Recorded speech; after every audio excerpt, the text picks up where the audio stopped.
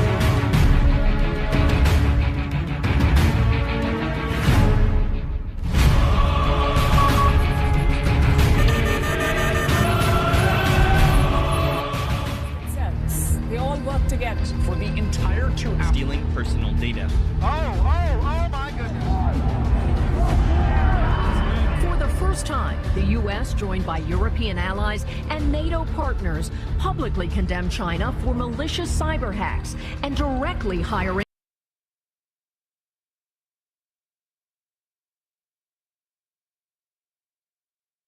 hackers are increasingly targeting Israeli websites and infrastructure.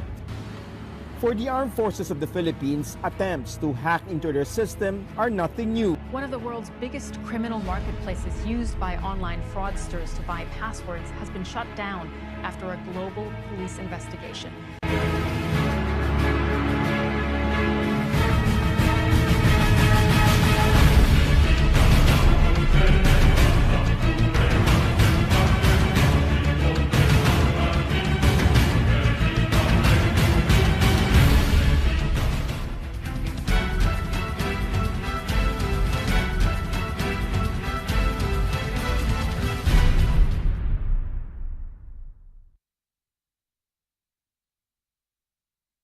Participant officers, ladies and gentlemen, I wish you a very good morning and welcome back to the second day of Army War College Symposium 2023.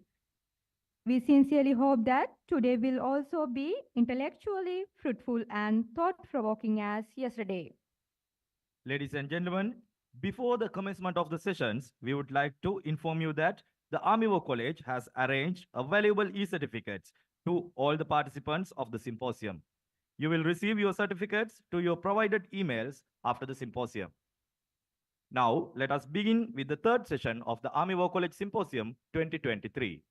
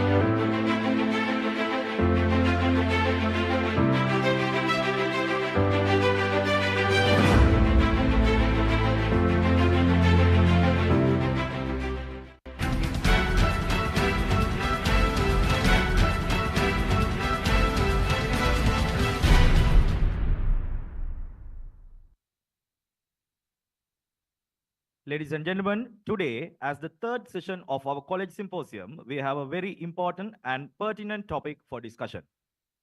That is military strategies in support of formulation of military guidance policymaking. The session chair is Major General W. Chandrasuri, RSP, USP, PSC, the General Officer Commanding of 24 Infantry Division. Ladies and gentlemen, the session includes two subsessions. Global best practices and probable guidelines and legal implications by Lieutenant Colonel Tushara Katriarachi and planning consideration to develop military strategy application for emerging security landscape by Colonel KVP Dhammika, USP, PTSC. He will be joining us virtually from India. Let me now invite Major J.W.K. Jaitunga, PSC, Sri Lanka Engineers, a member of the directing staff, to introduce the session chair of the third session to the audience.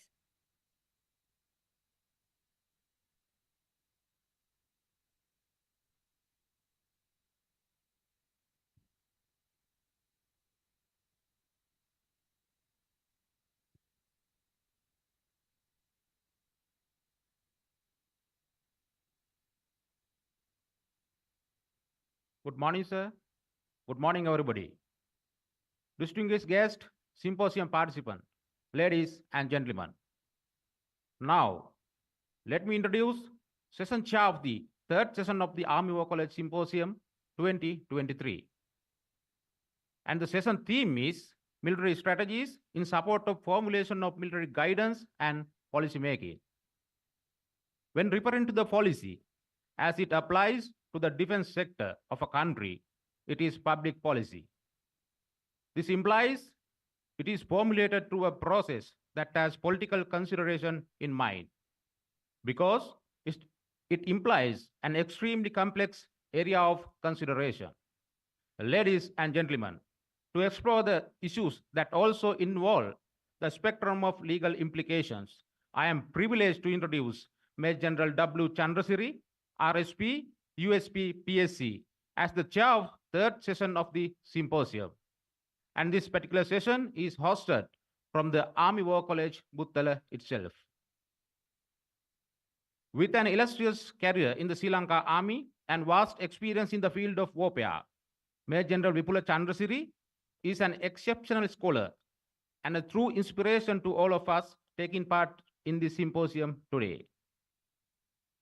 He is proud product of St. Mary's College, Nigambu, St. Joseph Vaz College, Vennapur. Having joined the army and completed his basic military training, he was commissioned on 19 January 1991 and posted to Regiment of Sri Lanka Artillery.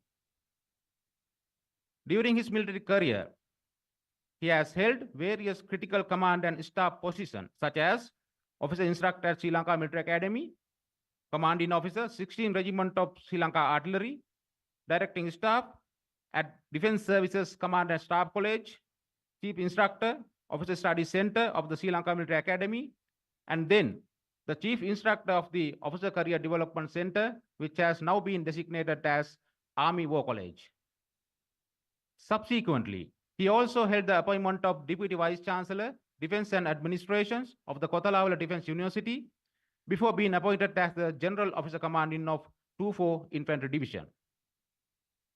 His insightful academic profile also includes a number of postgraduate qualifications, such as Diploma in Psychology and Counseling, National Diploma in Training and Human Talent Development, Diploma in Management of Olympic Sports Organization, and Diploma in Conflict and Peace Studies.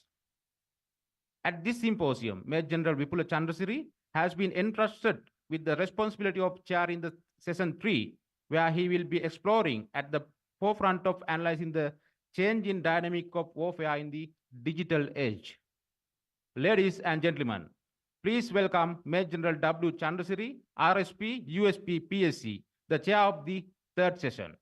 Sir, please commence with the proceedings. And also, I cordially invite Lieutenant Colonel Tusara Katriarachi, retired, to take the seat. At the same time, Colonel KVP Dhammika, USP, PTSC, will join via virtual platform from India. Thank you, sir.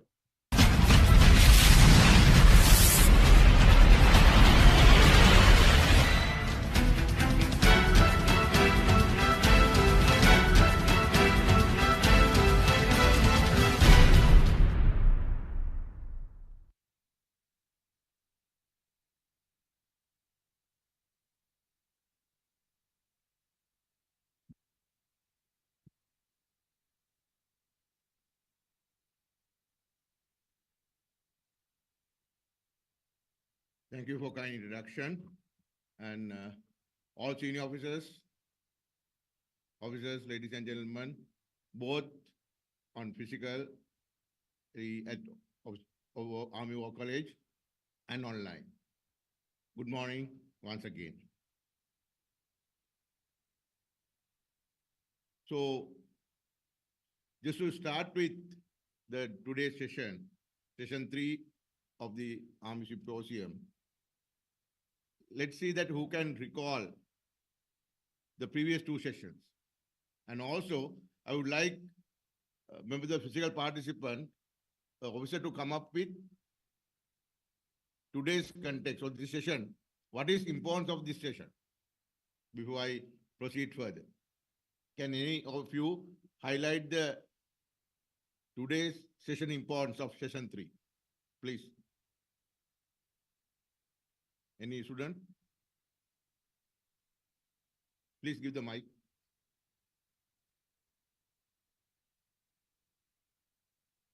What is the importance of the session 3 of the day, of the symposium? Give it a try.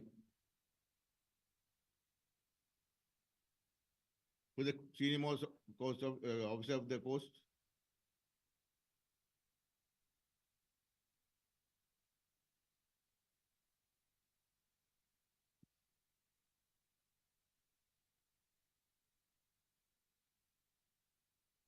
It is not only the army, it is the military strategy which involves the Army, Navy, Air Force also. So what is the importance of this session for all of us? Can anyone elaborate as a course senior?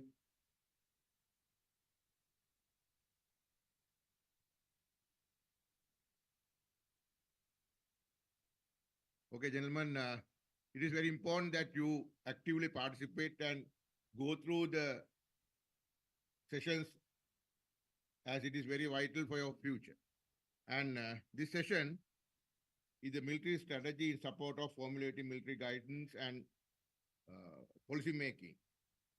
First, we have to see where this military strategy fits in to understand the bigger picture at the top level. That is, the national strategy or grand strategy must be well laid down. It comprises of various other areas such as economy, defense, education, or etc. etc. So the military strategy must be very important to achieve the national objectives.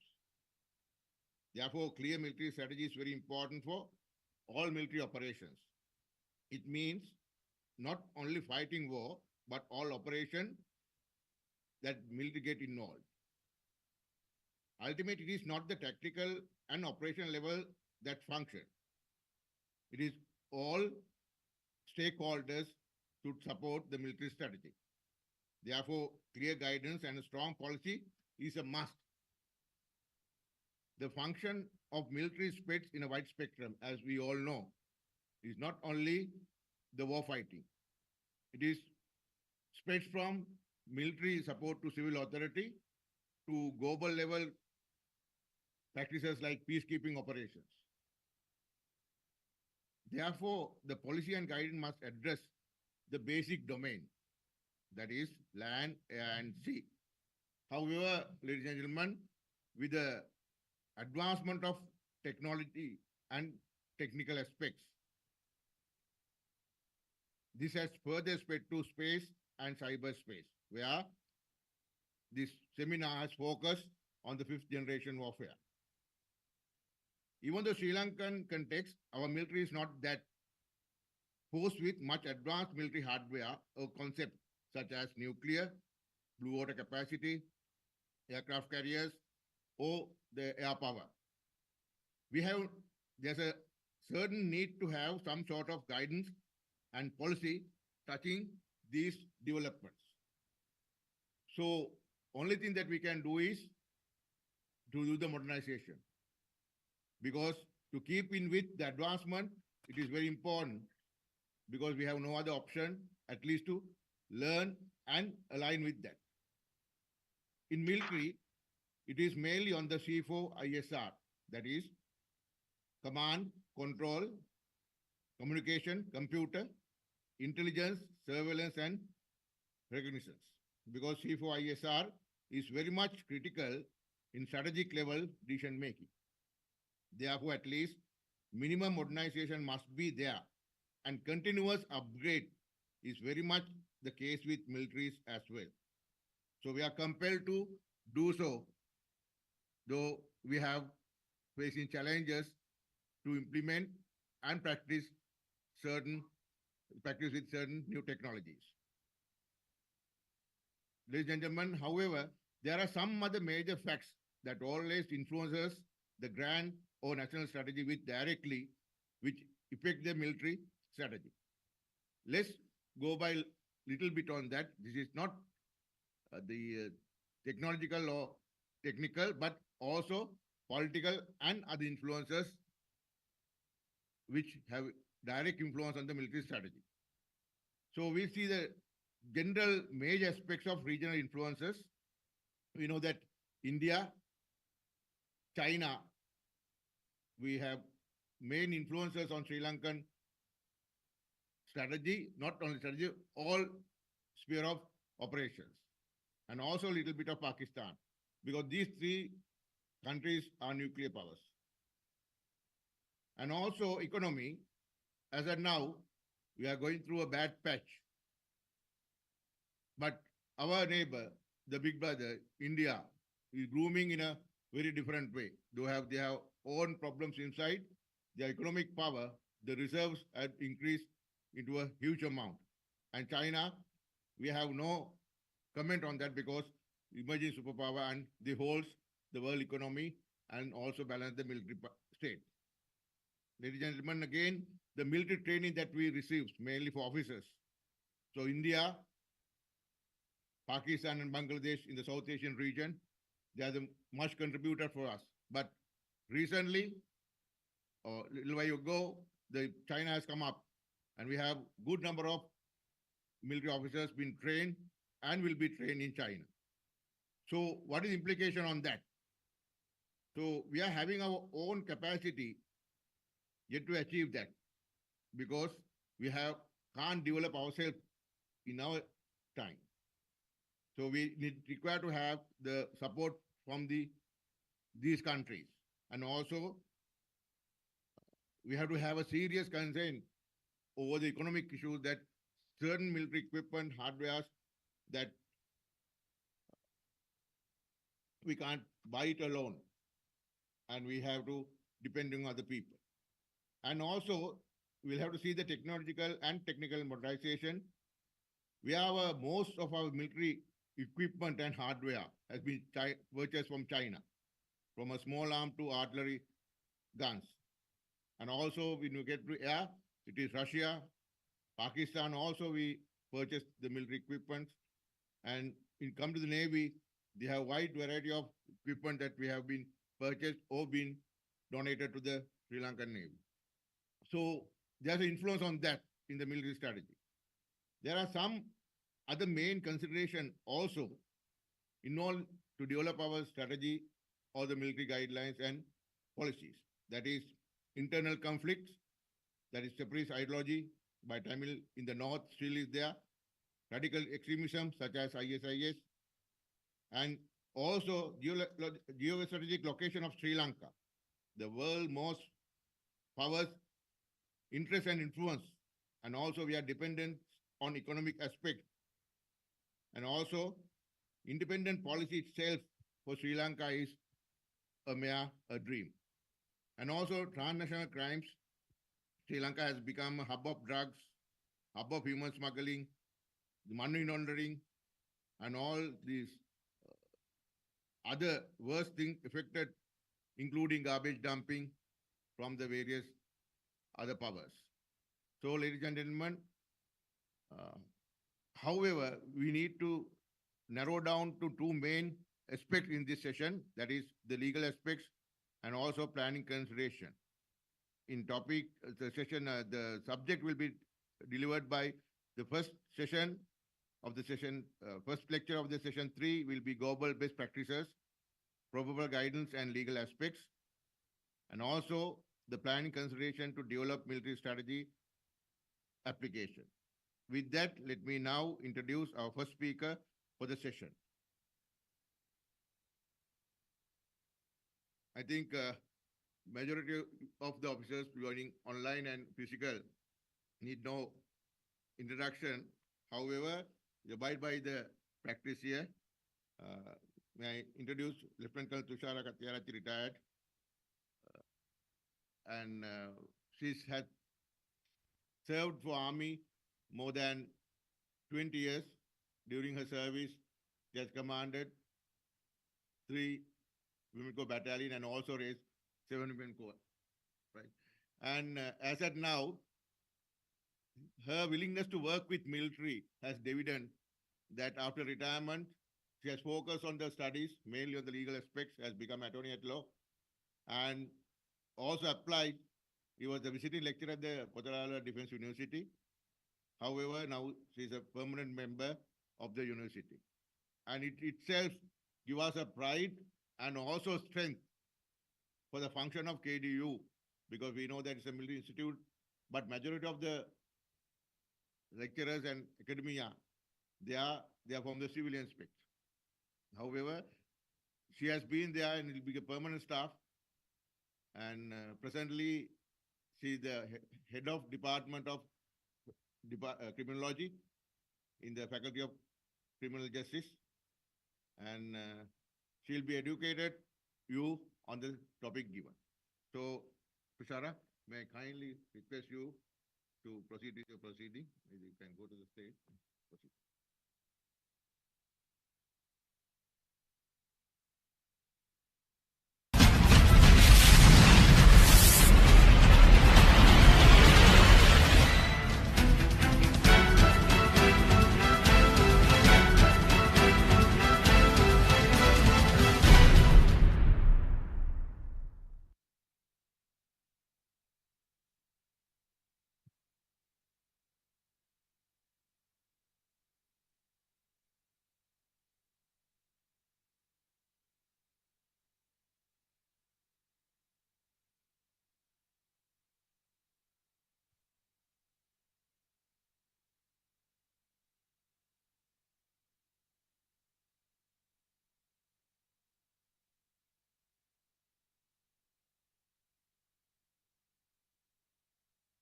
Thank you, sir, for the introduction. The Commandant, Army War College, Major General Dinesh Udugama, Rear Admiral retired Y.N. Jayaratne, senior officers, and the distinguished audience. I think I have to thank the Army for inviting me for this important occasion to deliver a lecture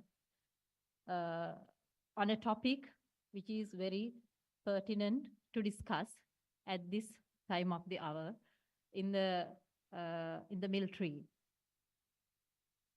The topic that is assigned to me is to discuss about the global best practices and legal implications pertinent to the fifth generation warfare. When this topic was given to me initially, actually, I was also not very conversant with the nature of the fifth generation warfare. Although this notion came about 2 decades ago, I think most of us became familiar with this type of warfare recently. Even in the global discussions, the states and the lawmakers, they were very new to this issue, although the world has been experiencing this for quite some time. So as a lawyer, I wish to discuss about the nature of the applicability of the existing laws to this warfare. So we have sets of international legal norms, well defined, well discussed, very precise in terms of applicability to conduct or control the regulation of the conduct and the use of means and methods of warfare. Warfare is not new to us, not new to the globe. We have been experiencing wars of various nature during the past several centuries. I think the war is as old as the history of the mankind, because that is the nature of the man. The man is always an aggressive creature. Although we see animals as aggressive creatures, man is the most aggressive. And with regard to the aspirations, the needs of the man, it is obvious that man is in need of power. More than the basic requirements, the man is in need of power. They go for power. So now the global powers, they are fighting to be the superpower. Till the Second World War, we have experienced 3 generations of warfare. I'm not going to explain in detail about these warfares, but there were many features in common in these 3 generations of warfare. The most common feature is that the terrain which they were fought, it was a physical terrain that the wars were fought, and the means and methods of warfare were identifiable. They had used kinetic warfare, kinetic means and methods to fight the war. And also, who were the actors of the war? we could identify who were fighting with each other. But then, with the Second World War, the world community experienced the scourges of war, and to avoid future wars, or at least to control future wars, and a comprehensive legal framework was formulated. So, with the formation of the United Nations, the United Nations Charter was introduced to control warfare in the world. But the first three generations of warfare, the laws were formulated, but the laws are still applicable to the present context in terms of conventional warfare. But there came a fourth generation of warfare at the time of formulation of the legal policies. This fourth generation of warfare was not prominent. It was identified, but it was sporadic and not prominent. So, in the legal regime, only a very small allocation of provisions were given for this fourth generation of warfare. Fourth generation of warfare is what? Fourth generation of warfare is asymmetric warfare, unlike the conventional warfare. In conventional warfare, the states fought with each other. The states were the actors. In the fourth generation, it was not only states, but also non-state actors. You must be familiar with the term NIACS, non-international armed warfare, armed conflict. So the difference is the NIACS, in NIACS, it is not the conventional tactics that they have been using, and these rebellions or non-international, non-state actors, they could use any method to fight their wars with their particular objectives.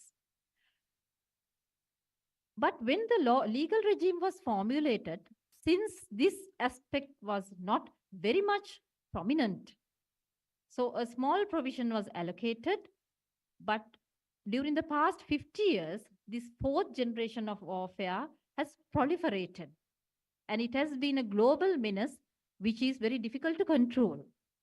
Why we are unable to control if we have a very sound legal regime? The difficulty is formulation of international laws are with the states. They are state agreements. If the states agree only, that we can go for a legal document. What is the agreement that we can come to with non-state actors? What the agreement that we can come to with the rebellions? So that was the difficulty in formulation of laws for the non-international armed conflict. But we have been experiencing it's very difficult to control. Everywhere you may have read, every country is infected with this sort of warfare. But today,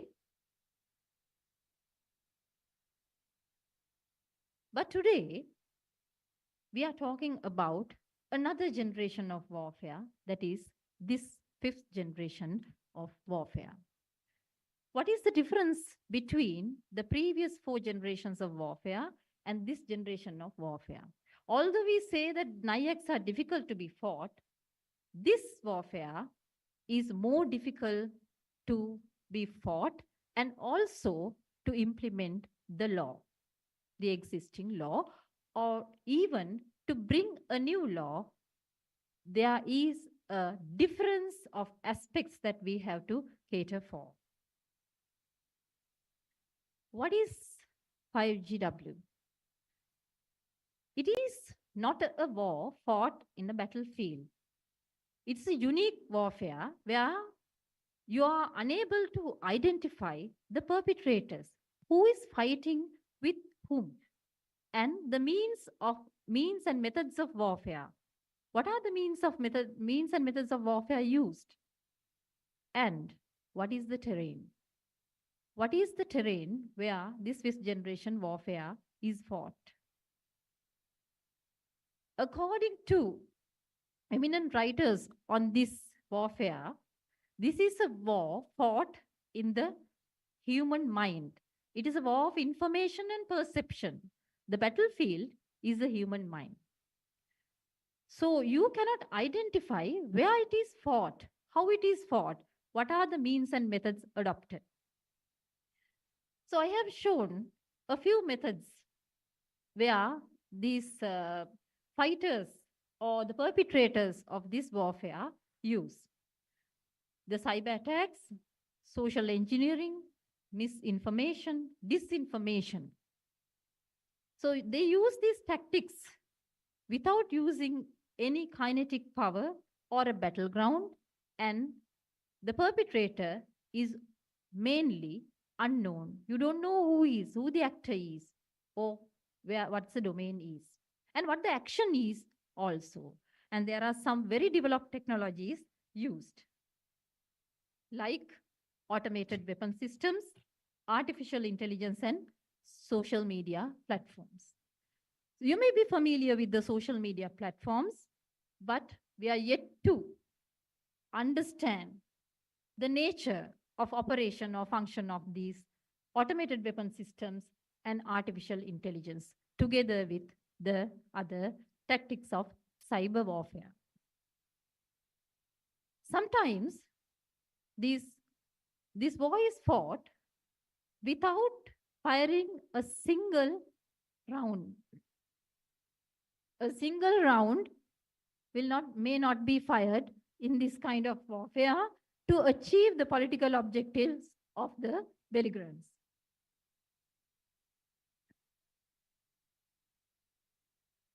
Now we have to see, if we are to apply the existing law or to formulate a new law, what are the areas that we have to pay attention to? We have the set of norms which we have formulated soon after the Second World War and had been developed periodically to cater for the changing demands. But the present legal regime had not been revised recently to cater for this new situation, because it is new and also it has certain other features, as I discussed. For the law to be applicable, we have to identify the actor and the action, and where and how it is fought, what are the means adopted, what are the weapons, what are the methods that you are going to adopt to apply the existing law. So that is the difference. If we cannot identify a particular perpetrator, how do you assign the legal responsibility? Because when we talk about warfare and the law, we talk about crimes committed in the context of a conflict. So whatever the laws that we apply today, they shall be operative or valid if the actions are committed in the context of a war. If there's no war situation, we cannot apply the law. We cannot apply any law if there's no declared war. So how do you declare the war if you cannot understand the domains or the perpetrators? So let's see whether we have a legal regime to fight any law in the international context. So the framework is, we have the UN Charter. It is the UN Charter which determines whether a state could go into war. According to Article 2.4 of the UN Charter, a state cannot fight a war against a sovereign state. But there's an exception given in the Article 51, where, for the sake of self-defense, either individual self-defense or collective self-defense, a state is permitted to wage war. But it has limitations until the Security Council takes a decision as to how the war shall be continued. So UN Charter has made restrictions regarding waging of war. But we have to remember this applies to states and identifiable actors. And we have the International Humanitarian Law Principles, or IHL, with the 4 Geneva Conventions and the protocols.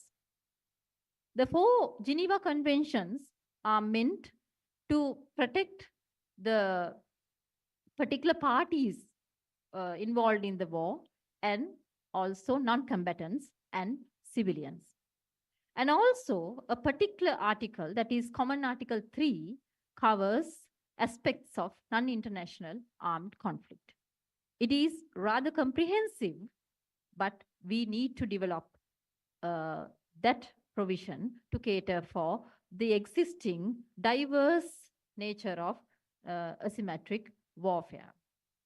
Then we have the Hague Law with the Hague Conventions of 1899 and 1907, where the IHL controls or restricts or criminalizes certain means and methods of warfare. So we need to understand how these laws are going to face this new threat, the new global threat, that is the 5th generation warfare. And also, when we talk about IHL, we mainly talk about the state responsibility. But what about the individual criminal responsibility? People, the actors, have to be individually made responsible for the crimes they committed in a context of warfare. To cater for that, the implementing mechanism of IHL is the International Criminal Law with the International Criminal Court in Hague. The International Criminal Court functions according to the Rome Statute. And we have international human rights law. There again, international human rights law can be made applicable as against a state party. If we talk about domestically, if we have any threat of non-international nature, or the present context, the latest, the 5th generation, we could try to interpret the law to be applicable in a domestic context. So this is a complex war. As you can see, it is the human terrain that we fight this warfare, cyber, cognitive, and social. So difficulties in identifying the perpetrators is the main issue that we face. Who is the actor? Is it the state? Is it an individual with some political or other objectives? Or is it a group or an individual where the state actor motivates and makes them to act on behalf of the state? So we have law enforcement issues when it comes to application of the existing laws to this new kind of warfare.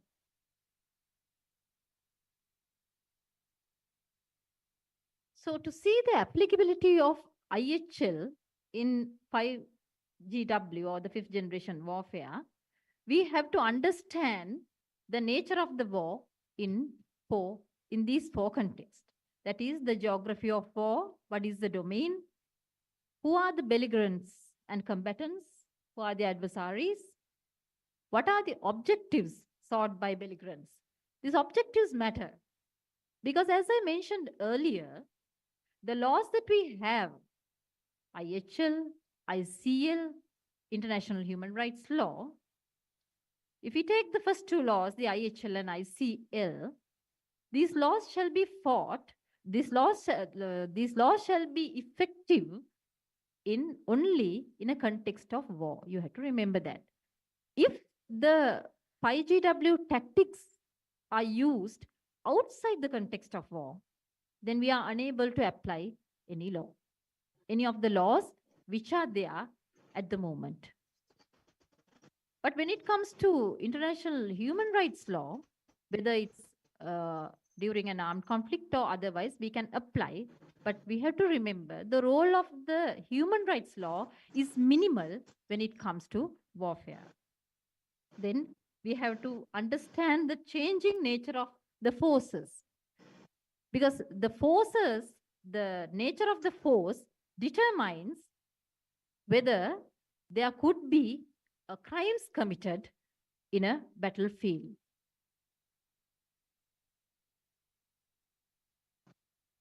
Now, let me take you to understand how the existing laws can be applied or made applicable to a situation of 5GW.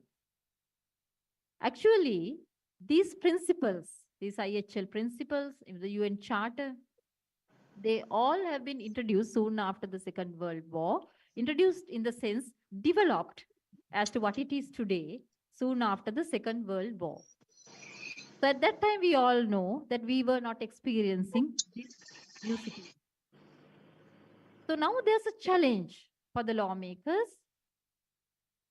How to create a new law? Can we create a new law? Can we create new laws?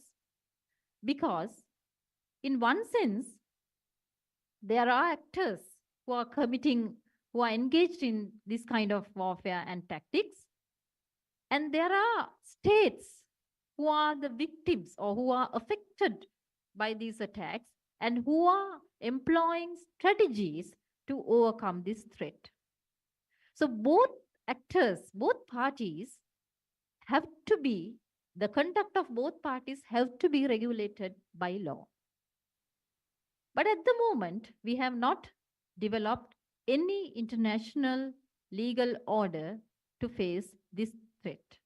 So we have to control the conduct of the actors, we have to criminalize, and also the responses of the states also have to be regulated by a properly designed law. So in the international arena, you can't just bring ad hoc laws. Everything has to go through a series of discussions, an agreement between the states. International laws are created by agreement between states. Otherwise, there would not be any new law coming into the legal regime. So at the moment, do we have anarchy? Is it a lawless situation that we have? How are we going to face this threat? It is not anarchy. We have a set of laws, especially the IHL and ICL, where constraints have been imposed. What we could do is, as the legal authorities, we have to interpret the existing law to cater for the new threat. The IHL mainly have imposed restrictions through its core principles, the humanity and military necessity, proportionality, and distinction. So whatever the methods adopted in warfare, they have to comply with these three principles. Otherwise, the IHL can scrutinize such conduct, and through ICL, the perpetrators can be brought to books. So what is humanity and military necessity? I think I'm not going to explain much about these. Whatever the means and methods used, they have to comply with these three basic principles. And I have to mention again, whatever the laws that we apply, it could be applied only in a context of war. So in this new threat, if we are unable to understand whether there is a war, then we are unable to apply these legal principles. So in 5GW, I think most of you would agree with me, we do not realize that we are at war. And who is at war with us and how? Until things turn to a very difficult situation sometimes. So countries like us, we have to ask from ourselves whether we are ready to face this threat. When the global superpowers are finding it difficult to face the threat, we have to seek avenues to see that our readiness to face this in terms of defensive tactics, and in terms of the sufficient laws, adequate, sufficient laws which go in par with the international laws. So we have few challenges when it comes to creating new laws. That is why we have to interpret the existing laws in the best possible manner. Because state agreement is not easy, you have to have a consensus between the states to create new laws. So what we can adopt is the interpretation, and we'll see how we can interpret. The ICRC, or the International Red Cross, the Committee of Red Cross, recently have made a great effort to interpret the existing laws to match the new situation. In that, they have formulated policies, they have published policy papers to criminalize certain conducts of war in the fifth generation. They have categorized this warfare into three aspects, three types, as the cyber warfare and automated weapons, artificial intelligence. In cyber warfare, the IHL criminalizes acts which go beyond the principles, the limitations, where the civilian populations, their infrastructure could be adversely affected. In automated weapon system, it is the most difficult aspect to discuss within a legal framework. The IHL goes into detail about how the users of automated weapon systems can be made responsible within the legal framework. So actors who are using automated weapons from the planning stage, from the production stage to operational level, planning, production, activation, and operational level, the users have to be mindful about the effects, because automated weapons, they cannot be controlled in time, place, and the effects, the damage. So if automated weapons are in the hands of individuals, unknown perpetrators or groups, then the applicability of the law is very difficult. But IHL talks in terms of mainly the states and identifiable non-state actors. So the automated weapons have to be controlled in the manner that I have discussed to avoid greater harm. If such greater harm is caused through the use of automated weapons, the IHL intervenes and weigh the effects of the use of these weapons, and states or the parties using can be held liable. And with regard to artificial intelligence, whether artificial intelligence is used in military decision making, what happens if wrong decisions are made? And also, whether artificial intelligence is used to operate military equipment and state military strategies. So the parties, the states or actors who are using these methods and means and methods of warfare shall be scrutinized by IHL. The ICRC shall be monitoring as to how these things are used and the wars are fought. But you have to understand, what ICRC can do is creation of policy and interpretation of the law.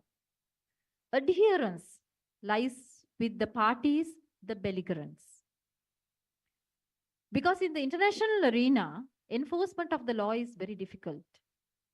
Even if you don't enforce the law, bringing the perpetrators to books, even if you don't adhere to law, bringing the perpetrators to books is very difficult.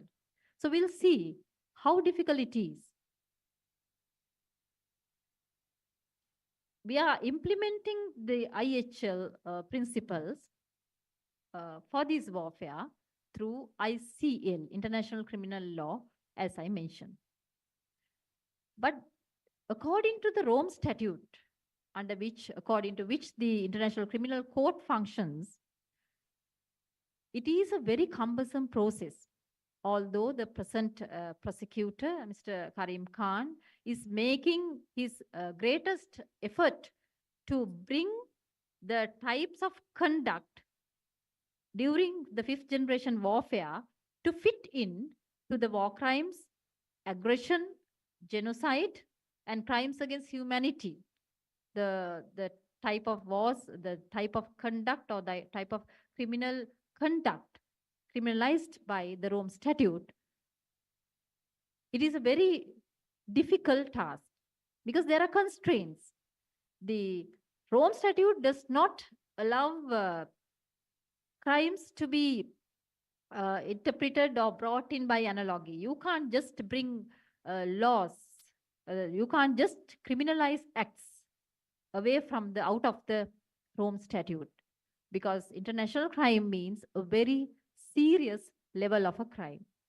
So there are constraints of bringing a person before the ICC. And also identifying the nature of a conduct, whether it fits into one of these categories, is also a very difficult task.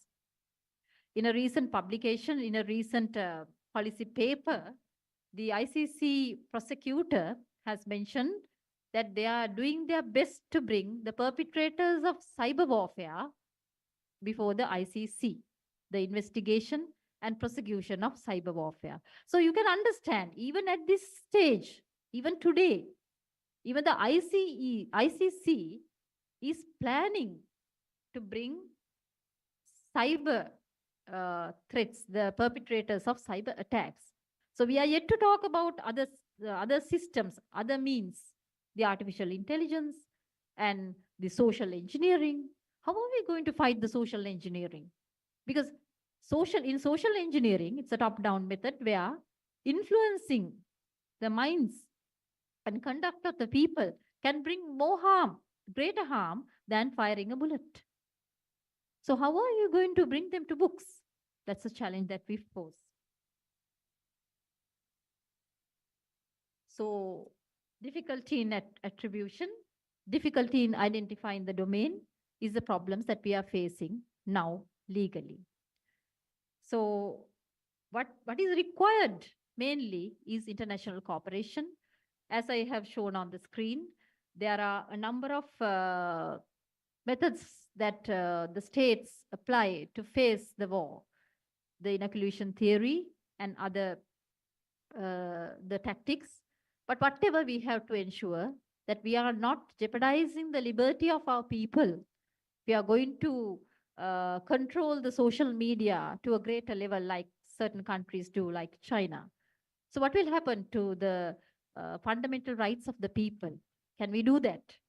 To bring firewalls and other means to control our information system being intercepted by the enemy. So we have to be very careful. We, the states, we are legitimate parties to a war. We are not illegitimate parties to war like a hacker or a non-state actor. So we have to fight within the boundaries of law. Sometimes it will be very difficult to realize a new regime of law, but interpretation of the law and the bridging the gap between the conduct, the criminalization of the conduct and existing law, the gap shall be bridged by the conscience of the state. The conscience of the state, the moral aspect shall bridge this gap. And we have to identify the threat and the resistance that we make to this threat to be within the boundaries of law. International cooperation is the greatest need in this aspect. Thank you very much. Thank you, Chara, for the well-elaborated lecture for the session. And also directly we'll go to the next segment. We have Colonel Priyanta Dhammika, who's joining us from Maho, India. Good morning, Dhammika. Permission, let me introduce to the distinguished audience. Colonel Priyanta Dhammika was a proud product of Vispathana College, Colombo, and he joined the KDU in 1993 as officer cadet, and also he has worked with the development of the army mainly on the information technology and also the cyberspace. And I personally have worked with him.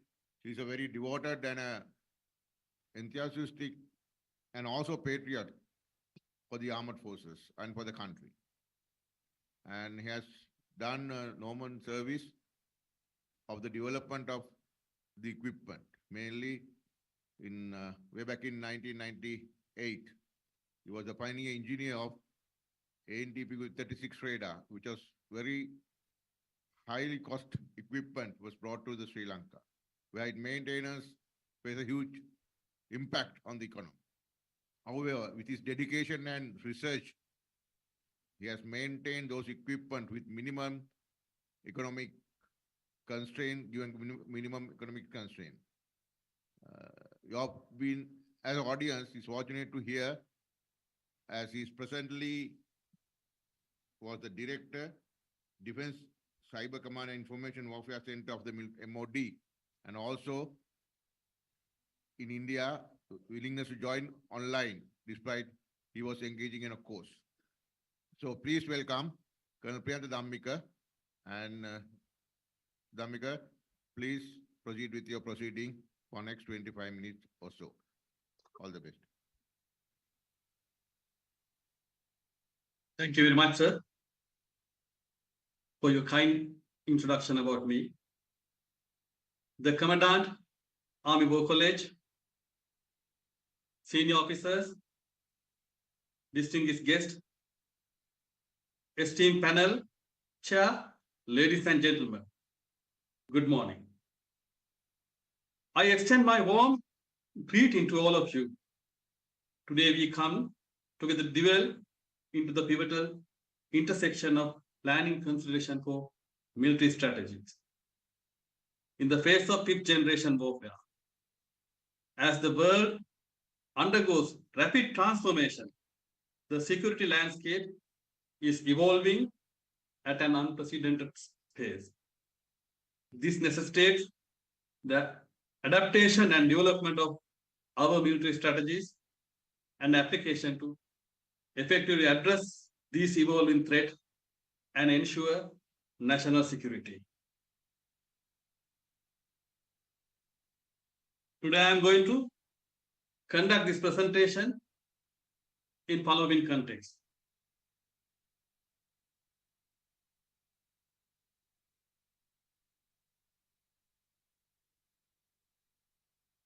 Generally, I am asking this question from the audience. Who are we? We are military officers and professionals of 21st century. And my next question, where are we? Are we in real world? Or are we in virtual, dream world? What is real world? From our five senses, we can feel this world. It is tangible world that we are talking. It is a tangible world that we are seeing using our eyes. It is the word that we are hearing from your ears. In a nutshell, from our senses, we receive some signals.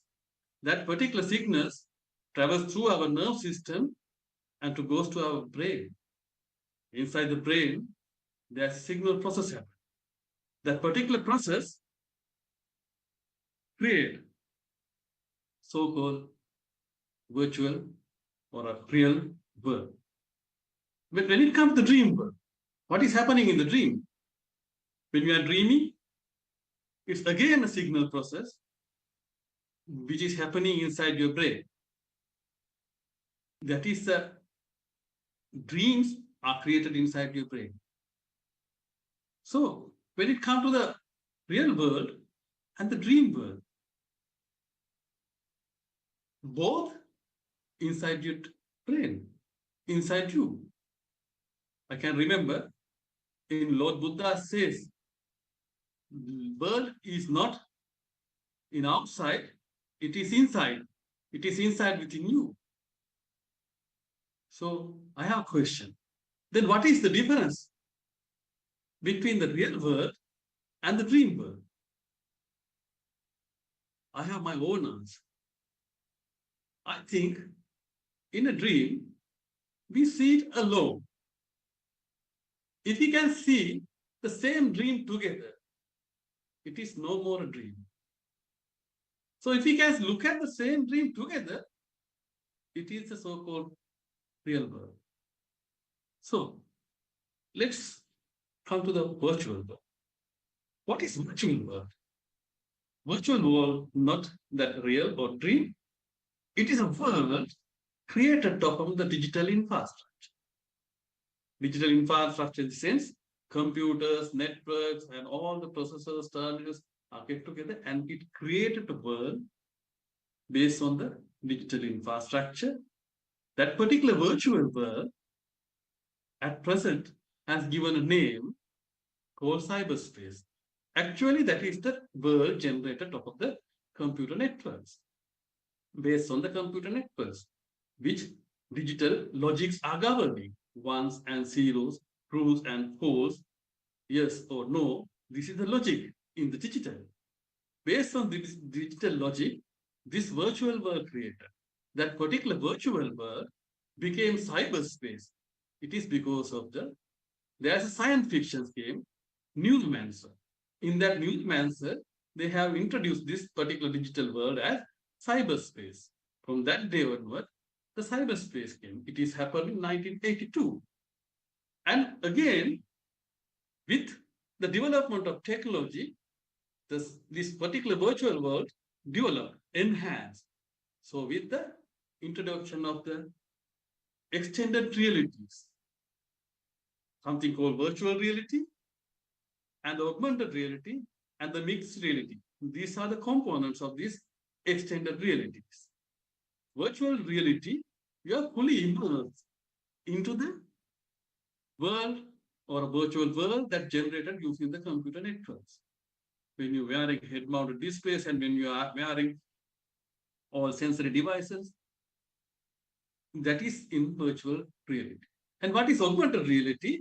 In augmented reality, the virtual components can coexist with the real world. So you can see the virtual component among us in the real world using this augmented reality glasses. These technologies have already came to the world.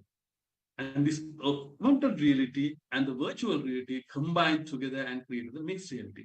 Altogether, we call it as a extended reality. With the development of this virtual reality and the extended reality, new again a world called metaverse come to the play. Metaverse is another name introduced by the science fiction called the snow crash. So look at this. William Gibson wrote a novel or a science fiction called Neuromancer. In that digital infrastructure, a computer generated world, coined as cyberspace.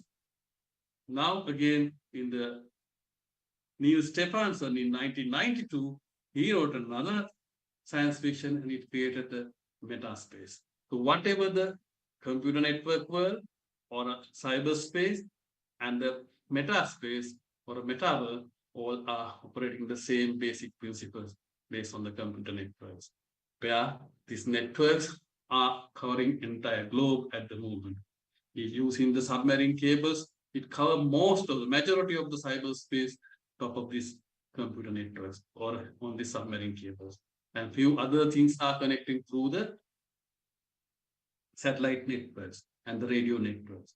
So this to have a common network, common infrastructure, World Standard Organization, ISO, International Standard Organization, introduced a Open System Integrated Architecture, OSI architecture. It is with the 7 layer. This is OSI architecture. In that, there's a physical layer, and top of this physical layer, data link, network, transport, session, presentation, and application layers. These layers created, these 6 layers are all virtual, are in the virtual domain, and the physical layer only the layer which is in the real actual world. But the beauty or a bad thing in this, in every layer, there are attacks conducting by the so-called terrorists or cyber terrorists or this rebellion or adversaries. So this is the real situation of the world at the moment.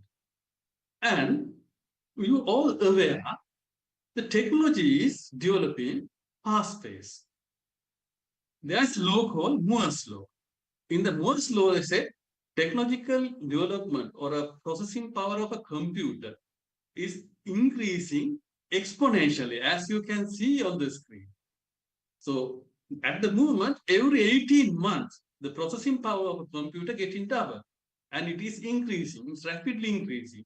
And the machines or the computers going to exceed the processing power of a human brain. It's going to come to some level, that exceeding level, before 2045. This is the expectation.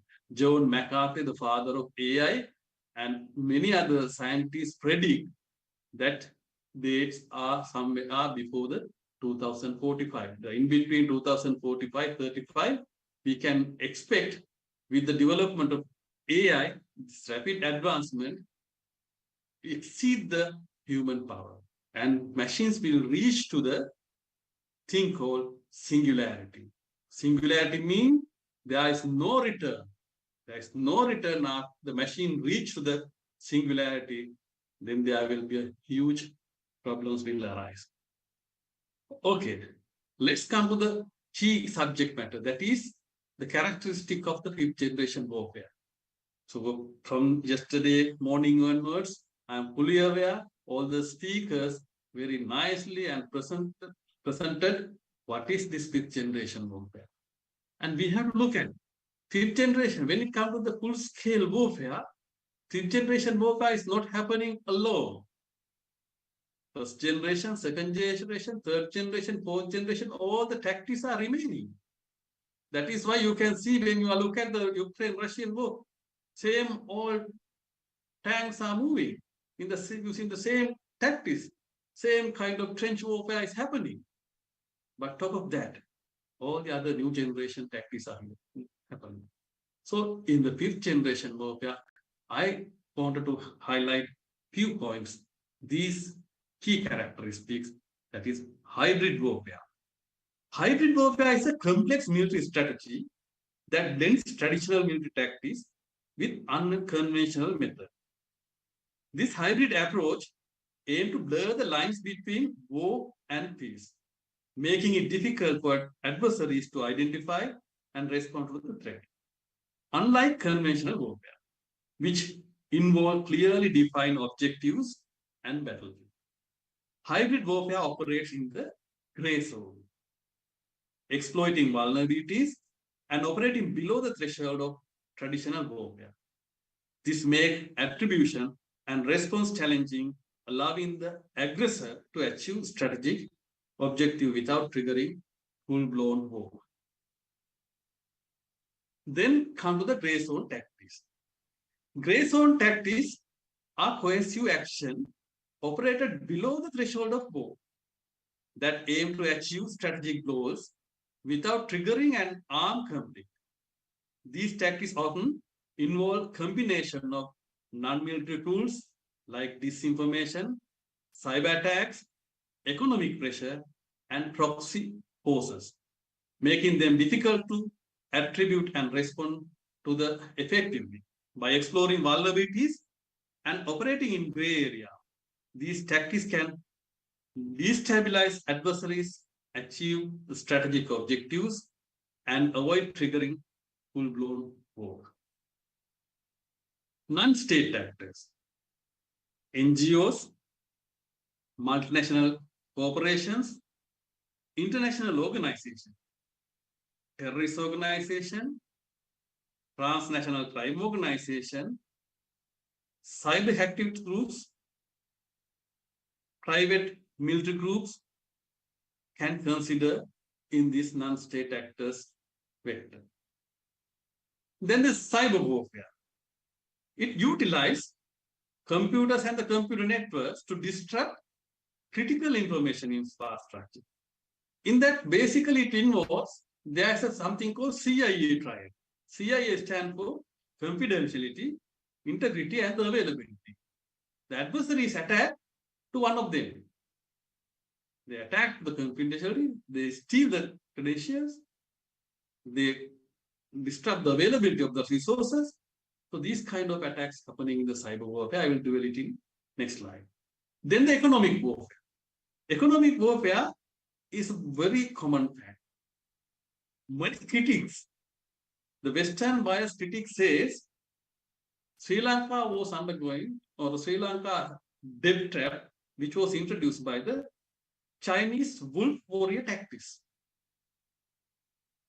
But what I can see, what we can see, there was a budget deficiency every year. We took loans, we took debts to cover, and we automatically entangled to the debt trap of the all over the world. And now we happen to work according to their narratives because of this debt traps. So economic warfare strategy. Emerging security landscape. Basically, I am discussing this topic in co-heading. But here today I took only 3. It is because it is geopolitical shift, technological advancement, and the climate change. Other one I discussed was pandemic. Now we narrowly escaped from the pandemic environment, but with this huge repercussions. The geopolitical shift, the rise of new power and multipolarity. We are aware after Second World War, 2 powers came in the world, and after Cold War, it has become a one polar power. Then after Cold War, it has become a multipolar. The shifting alliances and regional dynamics, increased competition and political for conflict. Then the technological advancement, artificial intelligence and autonomous weapons, as previously discussed in the previous speaker. Cyber warfare and disinformation campaign, the space and hybrid warfare capabilities, then the climate change, increased competition of the resource and migration, potential for conflict and instability, humanitarian crisis and disaster response.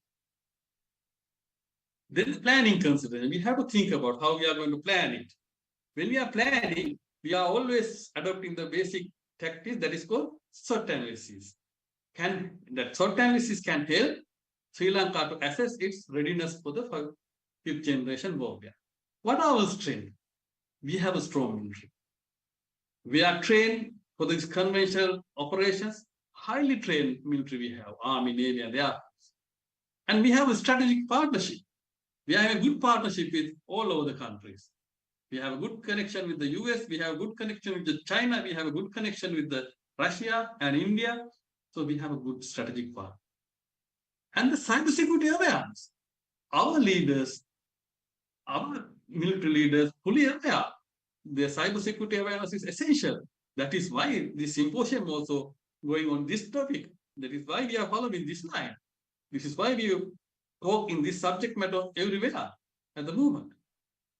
Then, what is the weakness?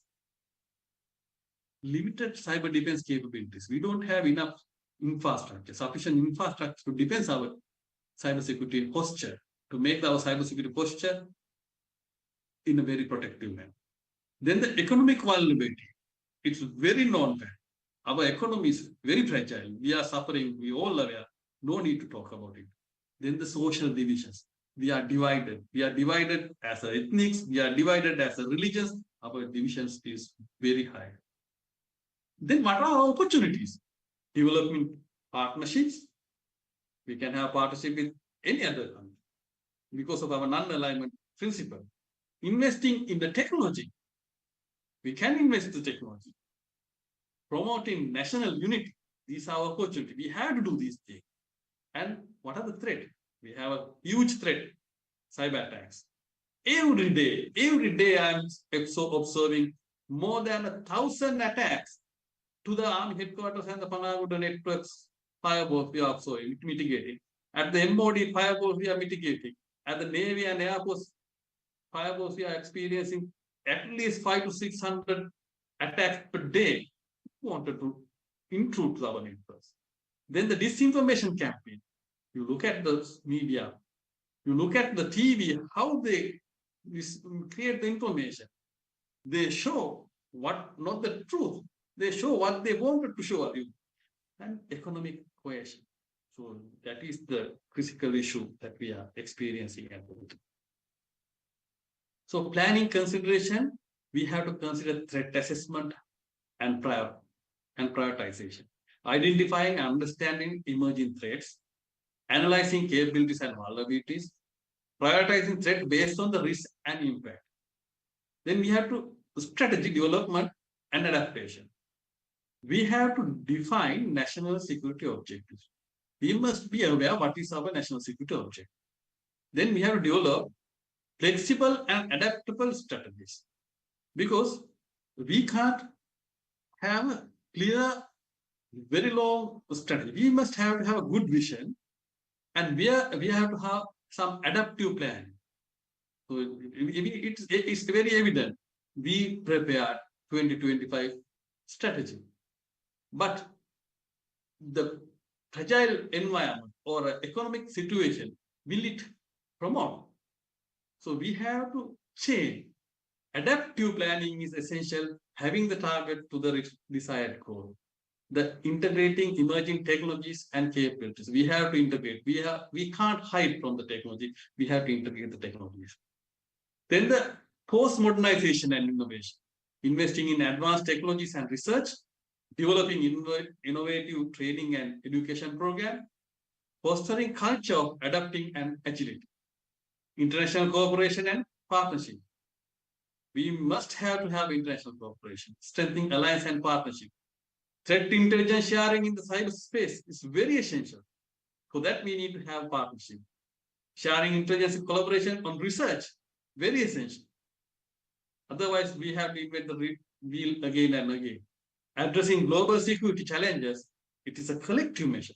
You can't do it alone. Otherwise, zero-day attack become nth-day attack. Because if we are going to be alone, applications. There are many applications. In that, first, I like to dwell into the artificial intelligence and autonomous systems. The decision support and intelligence analysis, targeting and logistic management, robotic and autonomous combat vehicle. The artificial intelligence. What the term? What do we mean by artificial intelligence?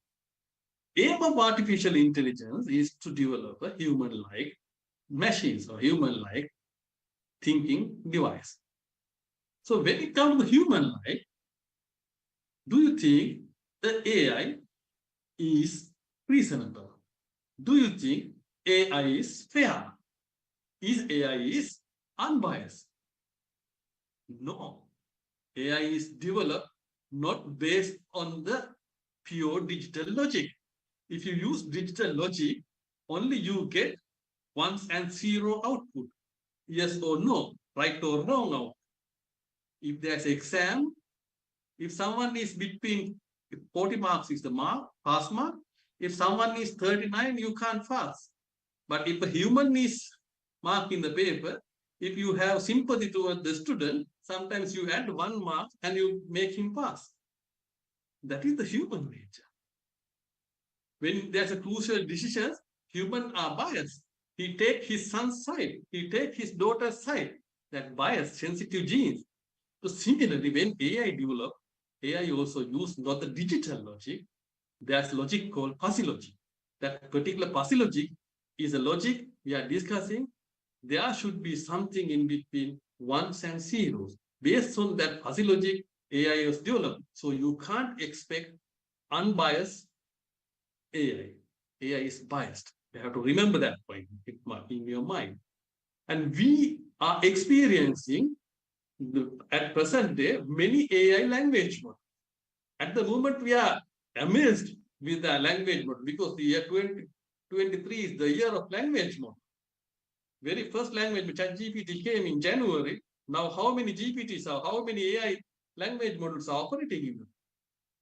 When we are preparing, when I preparing this presentation, I just wanted to know what are the examples for the fifth generation warfare attacks conducted by all over the world.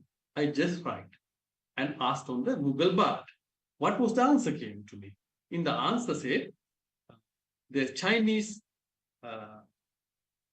wolf warrior tactics and Russians little green man who operate in the Russian context.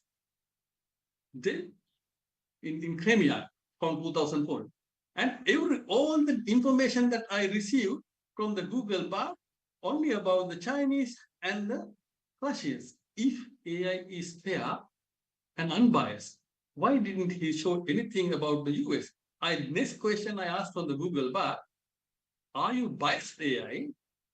Can't you find any example from the US side? In that, he mentioned there's a project Marvin carrying out by the US Department of Defense with collaborating with the Google to use autonomous images of the using that is called drone images to identify the objects or enemy targets. And in 2018, it was temporarily stopped because of the again the Google workers are protest against that project. So we are with the language model, we are very happy, and there are new other models are coming. Multimodal AI.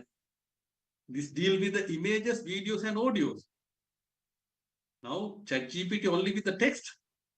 We will experiencing very soon multimodal AI that is deal with the images and videos. Then explainable AI, XAI, that he is giving explanation for his output. Then embodied AI, then AI is incorporated with the robotics and he can get the information, interact with the physical world and it develop. Then the causal AI model. Causal AI model aim to learn causal relationship between variables, allowing them to make more accurate prediction and interventions. Then the continual learning model aim to learn and adopt continuous incorporating new information without forgetting previously acquired knowledge. So you will experience very soon these kind of models and you will be amazed. Then the cyber warfare and information warfare operation. Network defense and offensive capabilities are essential. Non-factor, everyone talking, information warfare and disinformation and misinformation campaigns. Then the cyber-enabled intelligence gathering and disruptions. It's happening everywhere. When it comes to cybersecurity, there are threat landscape. In this threat landscape, brute force attack. Possible all combinations are used. Denial of distribution, denial of service. This is like RT barrage. When it comes to the land warfare, this is in cyber domain deals. Then the AI-powered attacks. Then cryptojacking with the crypto money. This is very common now. Then the cloud-based threats.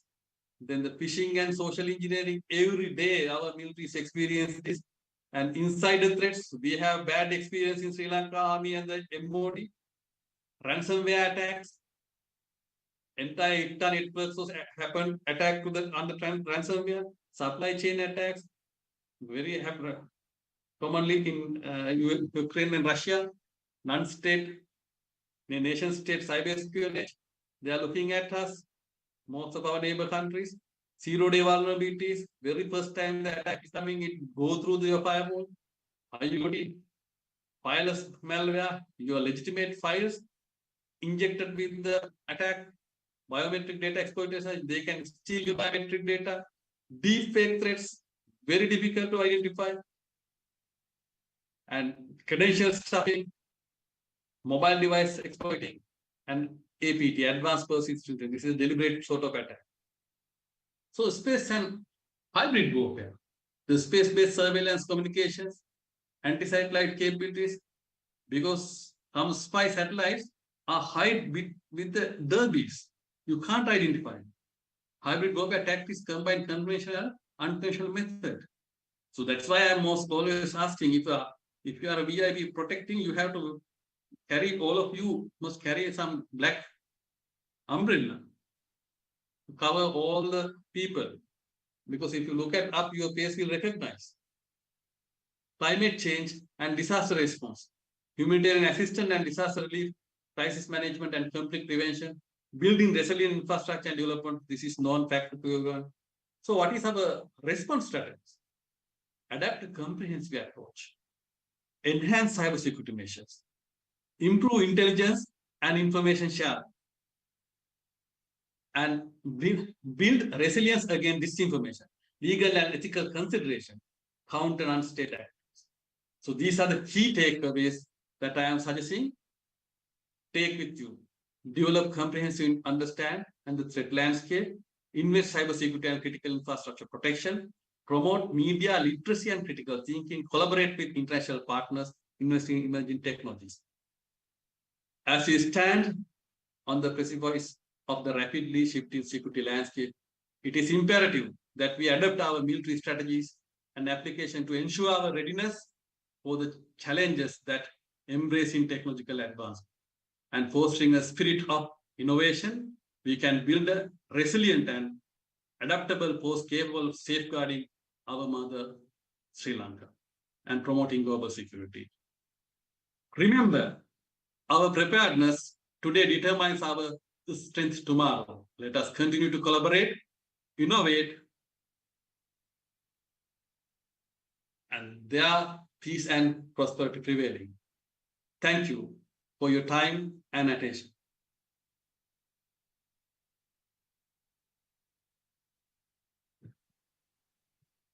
Thank you, Dhammika, for your well-elaborated,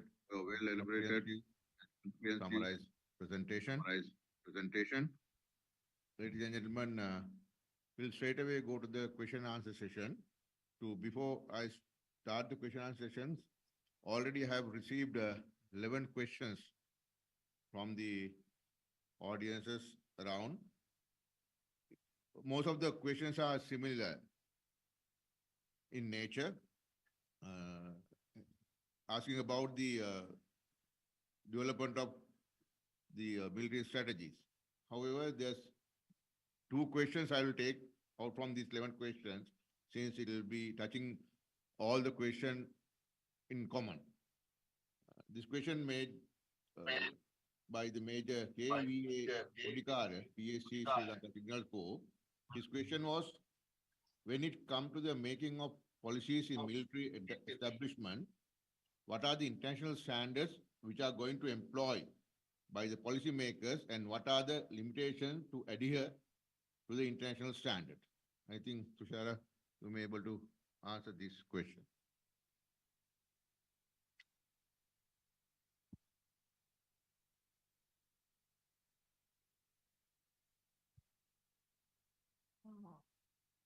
One thing I have to mention that when it comes to policy making, it is a strategic exercise. So we have to cater for the threat that we have analyzed or that we are expecting. So we have to go in par with the global standards. I can talk to you in line of the legal aspects only. So I think I have mentioned this in my speech also.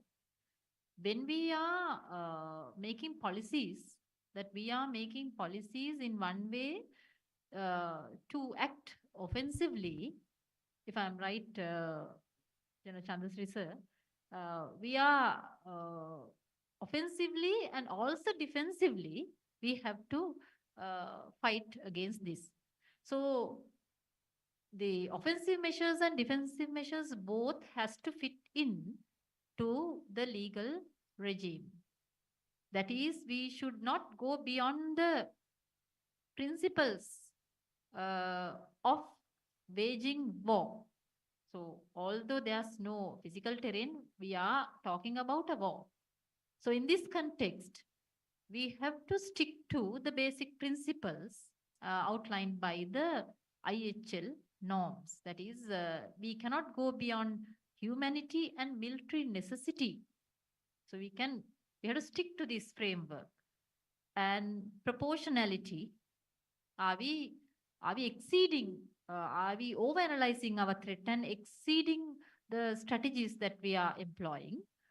And also, we have to ensure that whatever the strategies we use in terms through policies, that they are not going to affect the general public domestically and outside.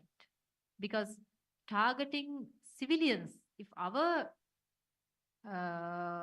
practices would affect civilians adversely. Now, if you talk about the domestic, the public here, the national public here, we have to ensure that their freedom is not curtailed as it's a fundamental human right.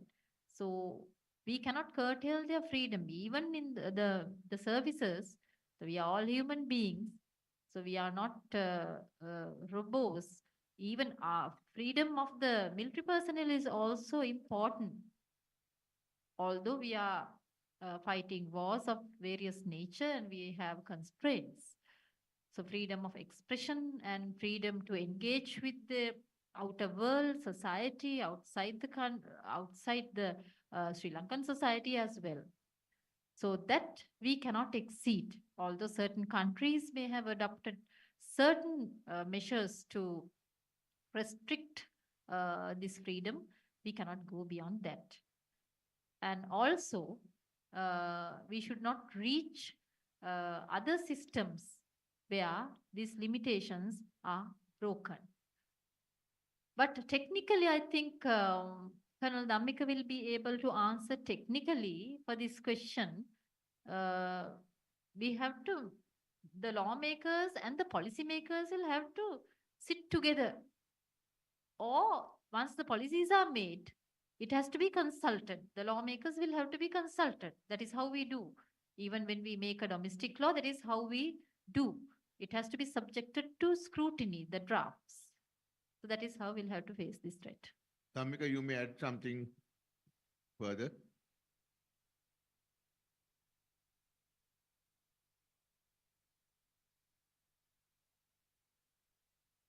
Please unmute your phone.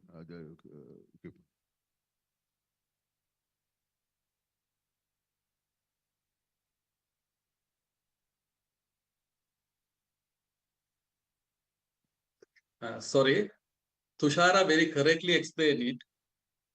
As Geneva Convention and its additional protocols mention, we have to look at the distinction between the combatant and the civilians, proportionality, precautions, taking all feasible precautions to minimize the harm to the civilian and the civilian object, and the necessity. That is the thing when it comes. But technical aspect, as Tushara mentioned her presentation, still there are issues.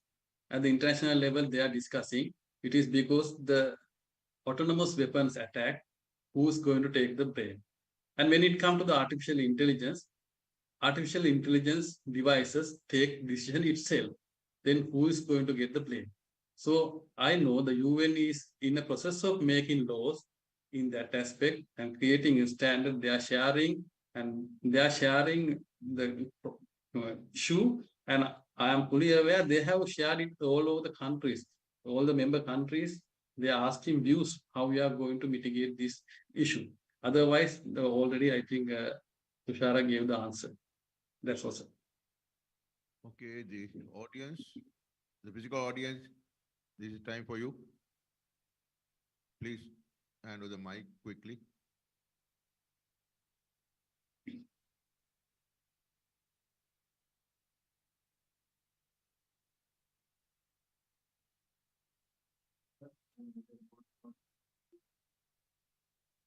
In order to wage the war against in the digital age, we need to prevent the disinformation.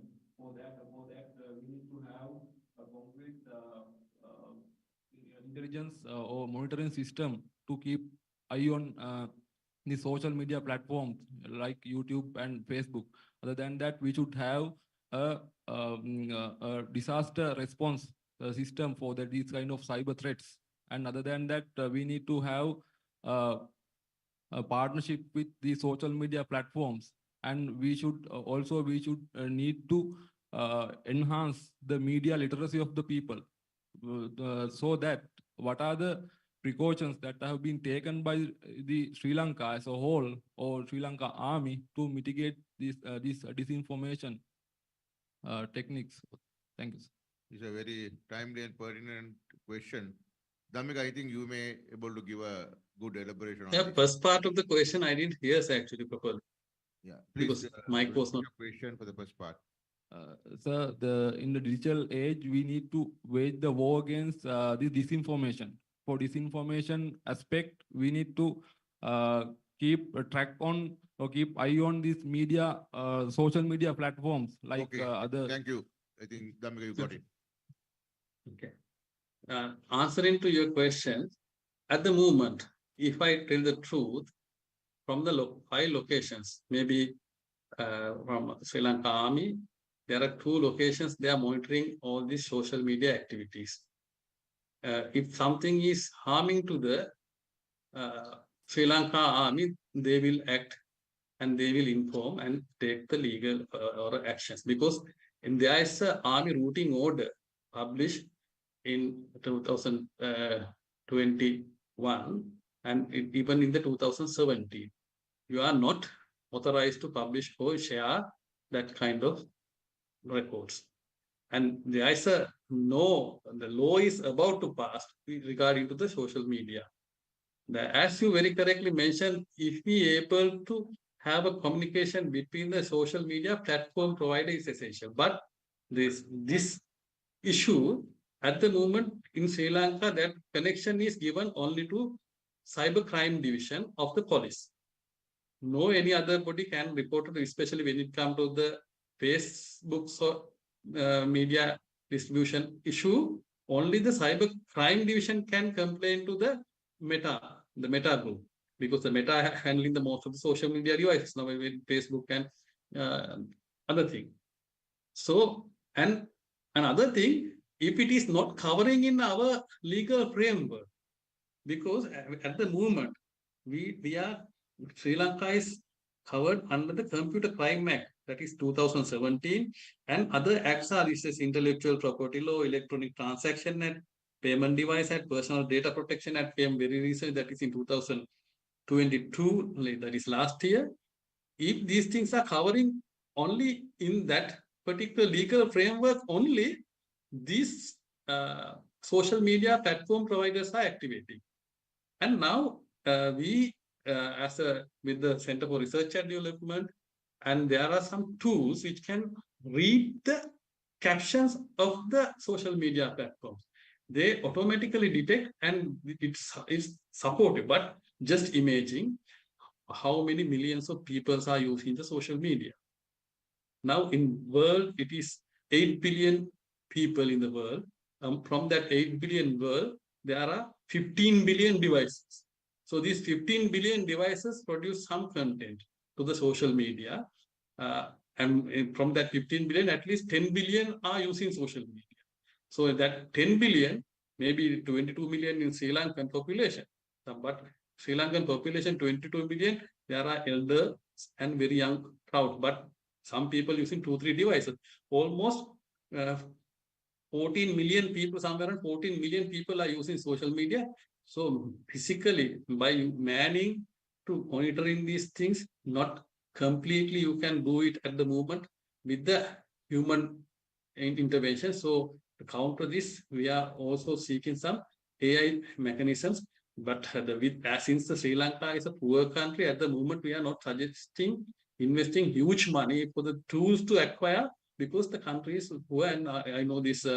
Most of our senior officers are aware the budgetary level that we have. So we are not in a position to invest to acquire those tools, but physically monitoring if something is against to the Sri Lanka army, and they are taking counter actions from the army cyber Command and the Directorate of IT and the CSO branch.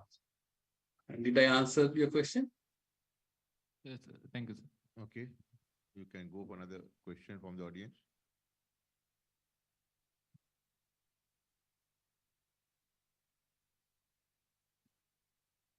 Good morning, sir. Major Lahiratnayaka from Senior Command Course. So we were talking about the fifth generation warfare, and in that the unseen actors, as well as the non-kinetic means where cyber domains plays a vital role. So in that, when it's come to the national security, the both military and non-military critical assets also vulnerable, sir. So in that context, what is the coordinated mechanisms to ensure the security of these critical assets when it's come to the cyber domain, sir? I think previous question also had some relation to this, and Damika was able to elaborate on that.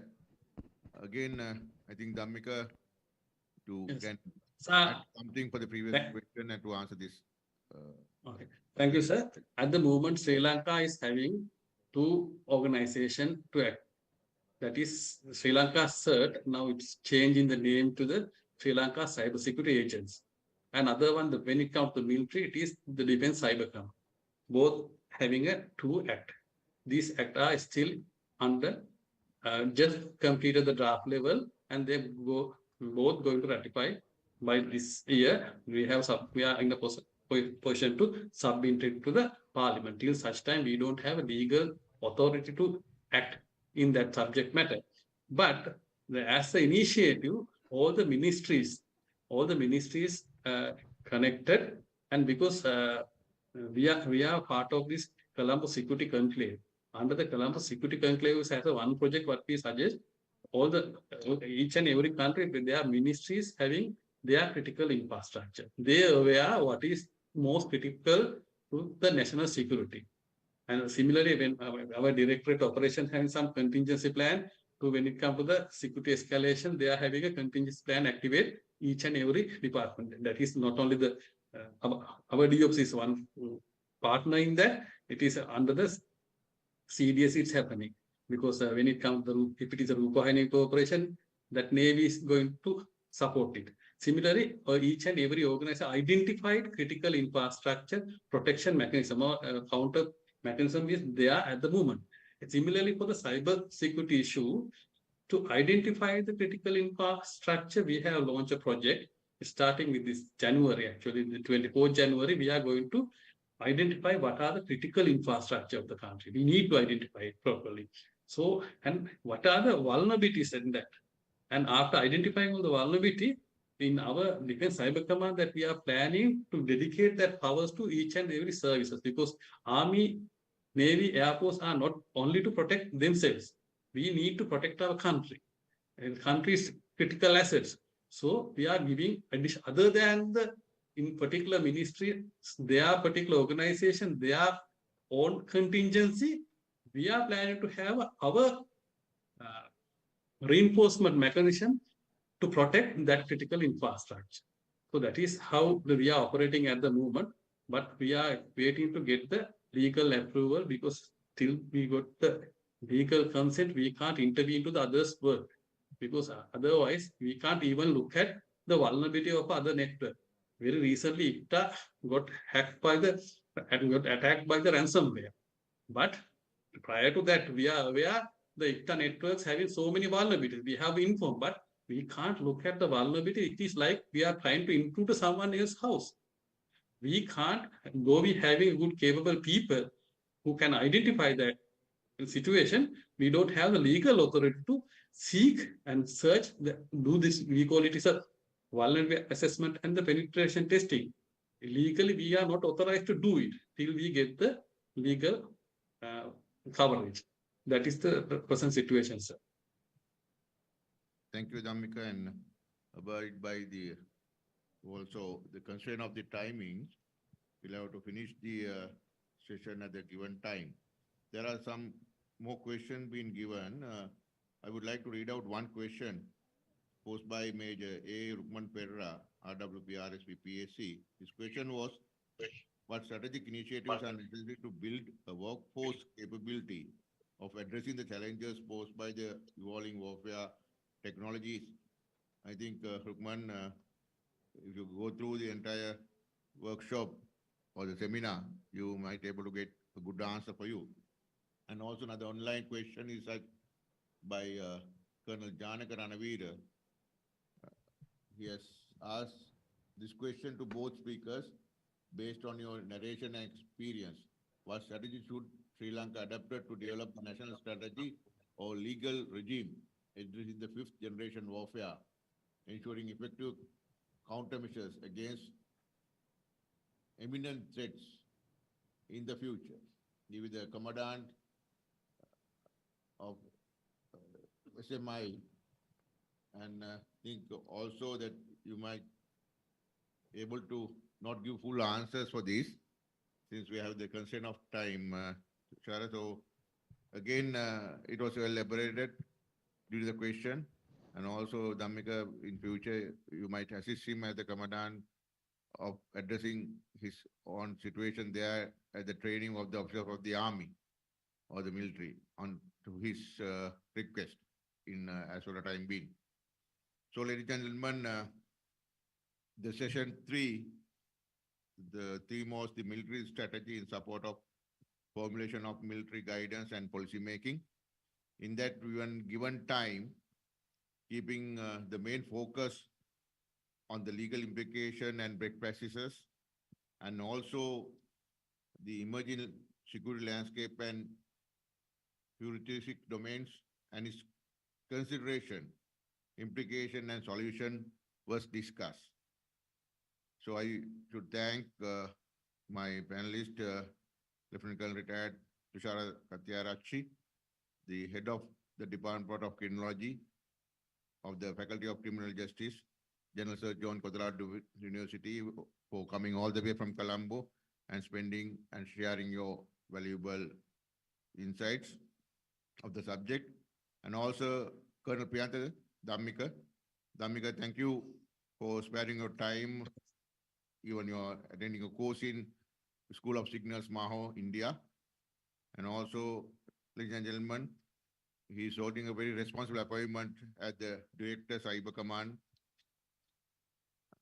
of Defense Cyber Command and Information Warfare Center, Ministry of Defense.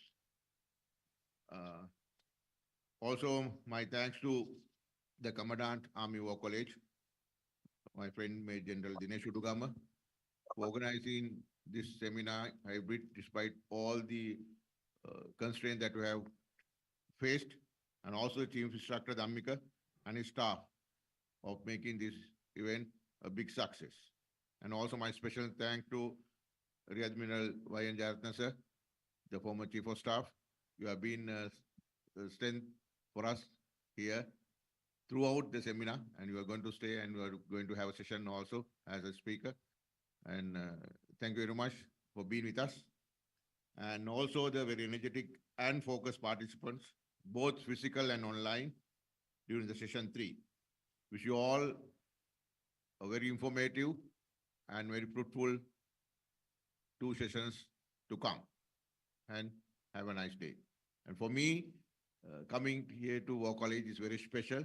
It's like my very favorite places that I have served with a lot of interest and pride.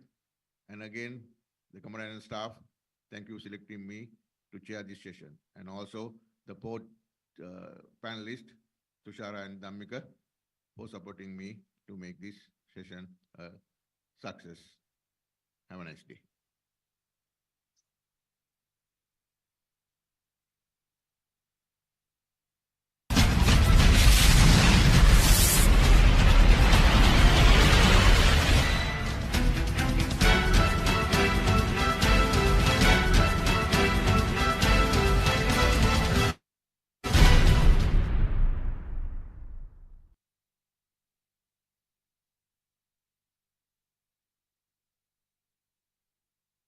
Ladies and gentlemen, it was really informative and influencing discussion which is related to another significant area of our theme.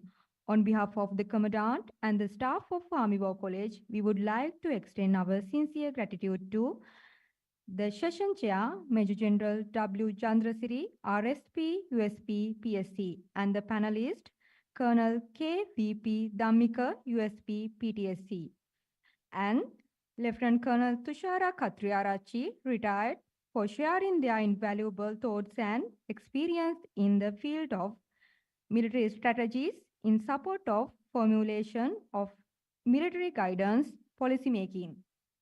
Now, I would like to respectfully invite the Commandant of Army War College, Major General UKDDP Udugama, RWP, RSP, USP, NDC, PSC, to present a token of appreciation and certificates to the session chair and the speakers of the third session.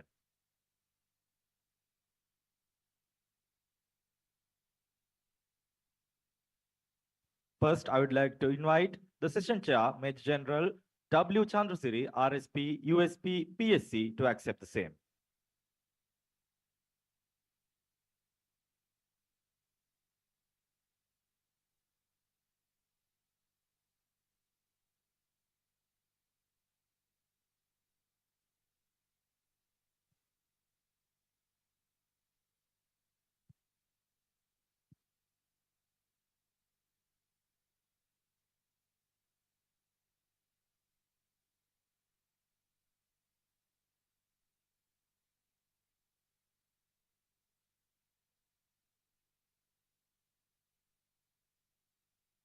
Next, Lieutenant Colonel Tushara Katriarachi, retired.